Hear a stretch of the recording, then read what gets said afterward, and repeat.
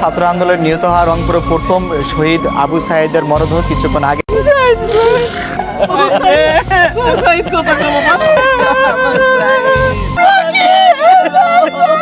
মা আমার একটু ভাত খাওয়াই দেবা?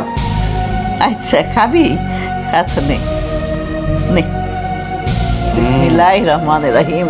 আল্লাহু আকবার। My best friend. কেন আর কিছু ভাবিস না? আর কিছু জানি না, তবে তোর জন্য একটা মনের মধ্যে মায়া কাজ করে। তুই জানিস এই মায়ের উল্টো পিঠেই রয়েছে আমার জন্য ভালোবাসা। রাজনৈতিক দল থাকবে, গণতান্ত্রিক সরকার থাকবে, কিন্তু দলীয়করণ থাকবে না, থাকতে দেব না। সফল না হয়ে ঘরে ফিরবো না। আমার আবু সাঈদ ভাইয়াকে নিয়ে আমার বাবা মার অনেক স্বপ্ন ছিল। মা বাবার স্বপ্ন চাকরি করে সংসারের অভাব দূর করব। আজও কি সম্ভব? কেন সম্ভব নয়? আমাদের চাকরির কোটা যে নির্ধারণ করা হয়েছে তা অতি নগণ্য। সাঈদের সকল ভাই বোনের ভালোবাসায় এটা সম্ভব হয়েছে। একটি জুটিকা মিছিল কোটা সংস্কার করতে হবে। বেগম রোকেয়া আমাদের দাবি মানতে হবে। লক্ষ্মী বোন আমার, খা। ভাইয়া তুমি আজকে আমারে খাওয়াই দিতে চাইতেছো কেন? ছাত্র সমাজের সাথে বাংলার জনগণ আজ একত্রিত হয়েছে। আমরা স্বাধীন দেশের স্বাধীন মানুষ হিসেবে কথা বলার অধিকার নিয়ে বাঁচতে চাই। কারা দেবে? মনোহরা, তোমার এই অভাবের সংসার টানতে আমার খুব কষ্ট হইতেছে। তুমি তো বোঝোই তোমার 6টা ছেলে 3টা মেয়ে, এর মধ্যে আবু সাঈদের লেখাপড়ার খরচ। সুমি ম্যাট্রিক পাস করার পরেও টাকার জন্য ওর কলেজে ভর্তি করতে পারলাম না। আর বড় ছেলেগুলা ওরাও তো টাকা পয়সার জন্যে আর লেখাপড়া তো করতে পারলাম না। বিয়ে শাদি কইরা যার যার মতো সংসার করতেছে। এর মধ্যে তোমার সাঈদ ভার্সিটিতে ভর্তি হওয়ার জন্যে উঠে পড়ে লাগছে। ওর লেখাপড়ার খরচ কেমনি চালাবো আমি বুঝতে পারতেছি না। দেখো, কষ্ট করে হলেও আবু সাঈদের স্বপ্নটা আমাদের পূরণ করতেই হবে। আর ওর যখন পড়াশোনা শেষ করবে দেখবে ও একটা ভালো চাকরি পাবে, তখন আল্লাহ তাআলা আমাদের যত দুঃখ কষ্ট সব দূর করে দিবে। হ বাবা, মা তো ঠিকই বলছে। ভাইয়া যখন উচ্চ শিক্ষায় শিক্ষিত হইয়া চাকরি পাইব তখন আমাগো সংসারের সকল দুঃখ কষ্ট দূর হয়ে যাইব। দেখো তোমরা। বাবা, মা, সুমি, আমি বিশ্ববিদ্যালয়ে চান্স পাইছি। সত্যি? আল্লাহ, তুমি লাখ লাখ শুকর তোমার কাছে। আলহামদুলিল্লাহ। এই সুমি, তুই খুশি আছিস নাই? হ ভাইজান, খুশি হয়েছি। তোমার মতো মেধাবী ছাত্র চান্স পাইবো না, তাহলে কে চান্স পাইবো ভাইয়া? লক্ষ্মী বোন আমার। বাবা, আমরা নিম্ন মধ্যবিত্ত ঘরের সন্তানেরা বাবা মায়ের স্বপ্ন পূরণ করতে পারবো কিনা জানি না। এমনভাবে কথা বলছিস কেন বাবা? বাবা, ভাবছি উচ্চ শিক্ষা শিক্ষিত হয়ে চাকরি পাবো কিনা। কেন কেন চাকরি পাবি না? আমাদের চাকরির কোটাটা খুব নগণ্য মা। মেধাবৃত্তিতে কতজন বা চাকরি পায়? এই অসম কোঠার সংস্কার হওয়া উচিত। এই বৈষম্য দূর করা উচিত।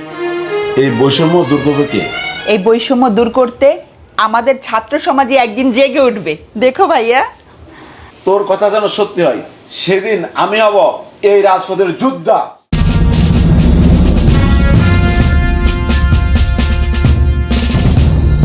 আবু সাঈদ, আবু সাঈদ, বাবা। আয় তো বাবা, শোন।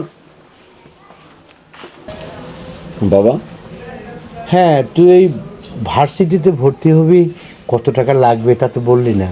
বাবা 20-25 হাজার টাকা হলে হবে। 20,000 টাকা? এত টাকা আমি কোত্থেকে দেব? তুমি এত ভাবতেছো কেন? সুমি ছাড়া ওর 8 ভাই বোন আছে না, ওরা যদি মিলে টাকাটা দেয় সাঈদের টাকাটা হয়ে যাবে। তুমি কোনো চিন্তা করো না। মা, তুমি আমারে বাদ দিলা কেন? মারে, তুই তো সবচেয়ে ছোট, তুই কই থেকে দিবি টাকাটা? কি যে কও না মা, আমি এসএসসি পাস করা একটা মাইয়া, আমার তুমি ছোট কইলা? আমি টিউশনি কইরা গোপনে 5,000 টাকা জমাইছি। আমি জানি আমার ভাইয়ের ভর্তি হইতে টাকা লাগবো। সুমি,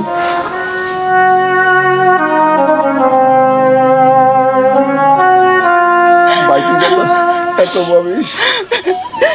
ভাইয়া, তুমি যখন ভালো ভার্সিটিতে ভর্তি হইয়া উচ্চ শিক্ষায় শিক্ষিত হইয়া বড় একটা চাকরি করবা, তখন আমাকে সংসারের সকল দুঃখ কষ্ট দূর হয়ে যাইব ভাইয়া, দূর হয়ে যাইব।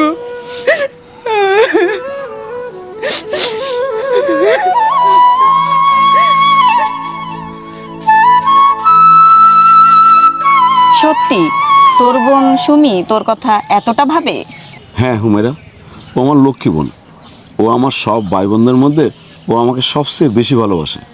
তোদের এই ভাই বোনদের ভালোবাসা যেন সারা জীবন অটুট থেকে। তোর যদি কখনো কিছু হয় তোর বোনটা বাঁচবে না। তুই ঠিকই বলেছিস হুমেরা। এখন এসব কথা বাদ দে, কত টাকা জোগাড় হয়েছে সেটা বল। অল্প কিছু বাকি আছে। অল্প কিছু? কতটা? 3000 টাকা। এই 3000 টাকা আমি তোকে দেব। তুই দিবি? হুম। না না, এ হয় না। কেন হয় না? বললাম তো হয় না। বলতো আমি তোর কে? কেন? বন্ধু।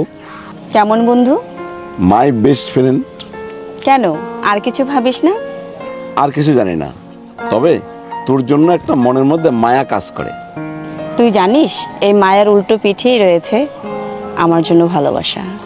তাই যদি হয় তাহলে আমি তোকে ভালোবাসি। এই সহজ কথাটা আজও সহজ করে বলতে পারলি না? একদিন সাহস করে বলে ফেলবো। চল অ্যাডমিশন নেবো গিয়ে, চল।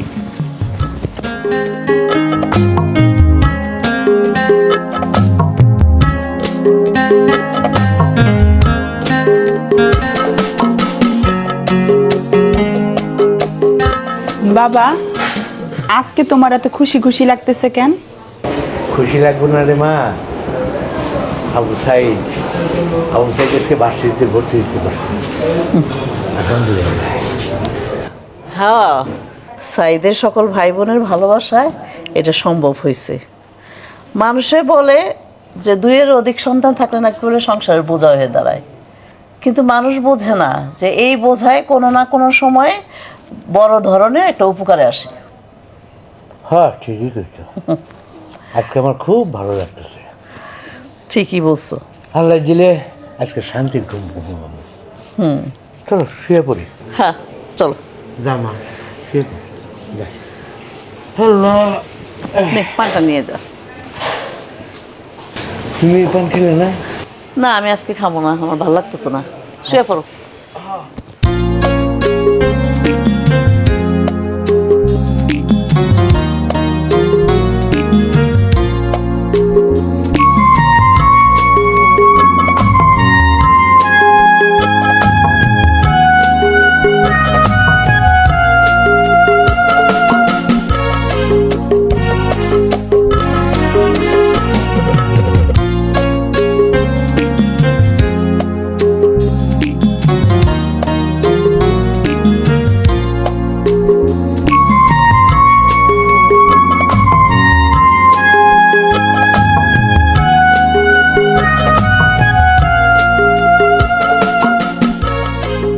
এই যে বাবা মার কষ্টের টাকা দিয়ে আমরা মধ্যবর্তী ঘরের সন্তানেরা পড়াশোনা করছি।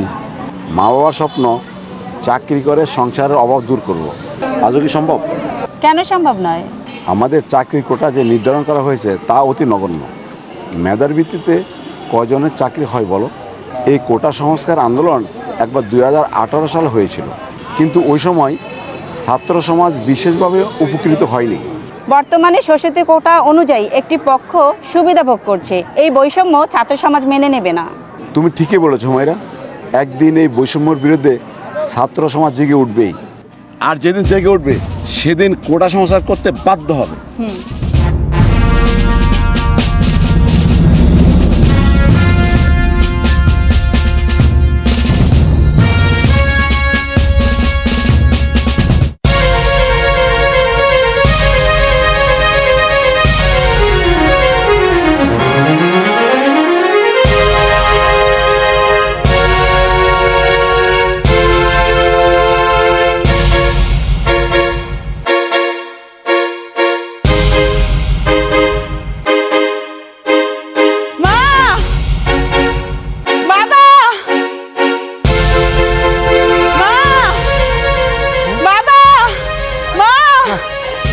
কি হয়েছে? বাবা, মা, আরে কি হয়েছে রে মা, এত চিৎকার করতেছিস কেন?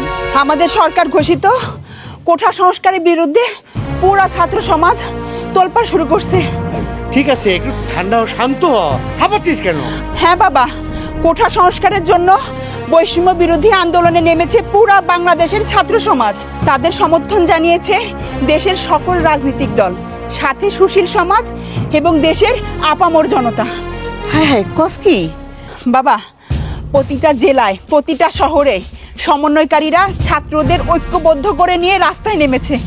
আরও শুনে এলাম আমাদের রংপুরের বেগম রোকেয়া বিশ্ববিদ্যালয় সহ পুরা বাংলাদেশের যত স্কুল কলেজ আছে সব ছাত্রছাত্রীরা রাস্তায় নেমেছে। আবু সাইদকে বলিস না। কি যে বলো না বাবা, সাইদ ভাইয়া ভার্সিটির একজন ছাত্র, তার কাছে আমরা যতই গোপন করি, তুমি কি মনে করছো এত বড় একটা সংবাদ সে অজানা থাকবে? না, এটা তো অজানা কথা না। ঠিক আছে, চল চল ভিতরে চল। চল, আয়, আয় মা, চল, আয়। ওঠো। চল।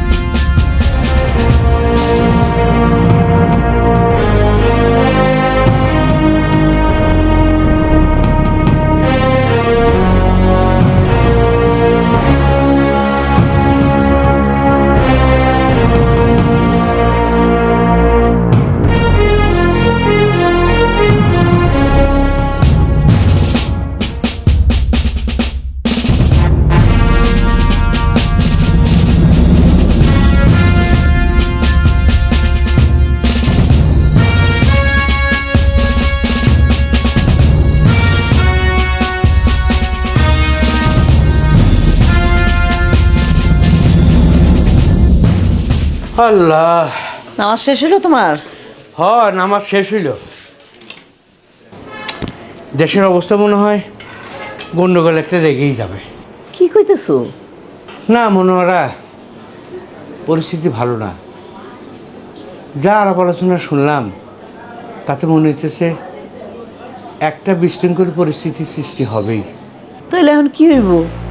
এই কোটা বিরোধী আন্দোলন নিয়ে সমস্ত ছেলে মেয়েরা রাস্তায় নেমে গেছে, ছোট ছোট বাচ্চারাও রাস্তায় নেমে গেছে, বাচ্চাদের সাথে ওর বাবা মারাও নাকি রাস্তায় নেমে গেছে।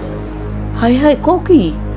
এদিকে সরকার প্রতিহত করবে, পুলিশ নামায় দিছে, চরম একটা বিশৃঙ্খল অবস্থা।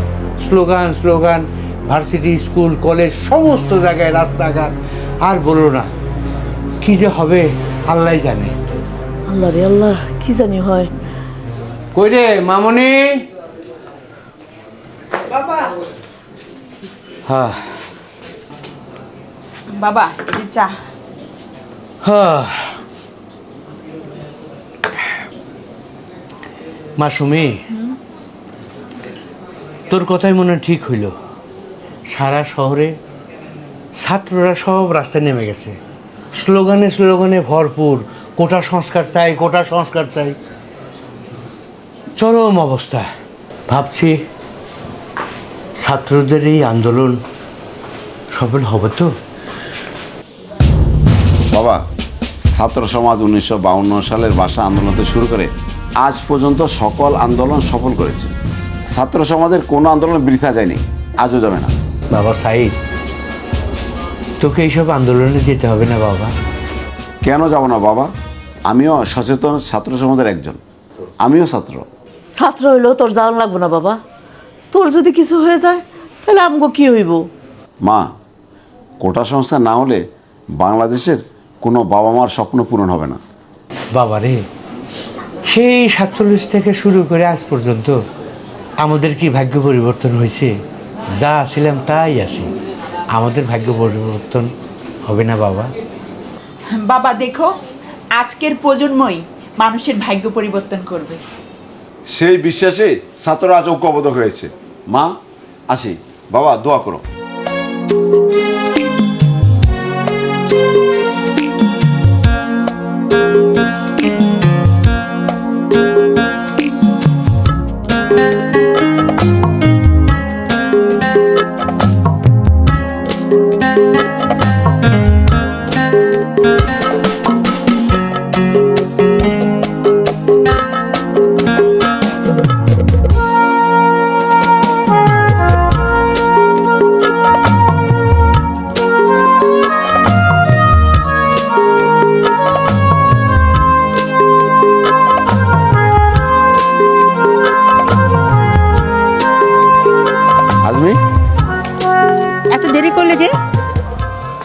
আর বলিস না, মা বাবা আসতে দিচ্ছিল না।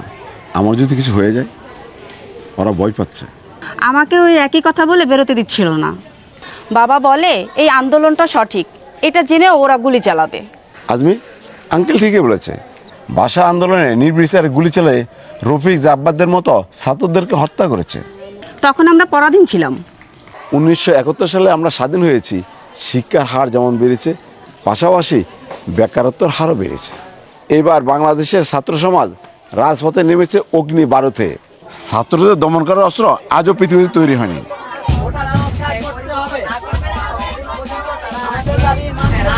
এই শুনতে পাচ্ছিস ছাত্রদের মিছিল? হ্যাঁ, ওই যে শব্দ শোনা যায়, ওই যে মিছিল শোনা যাইতেছে। চল চল।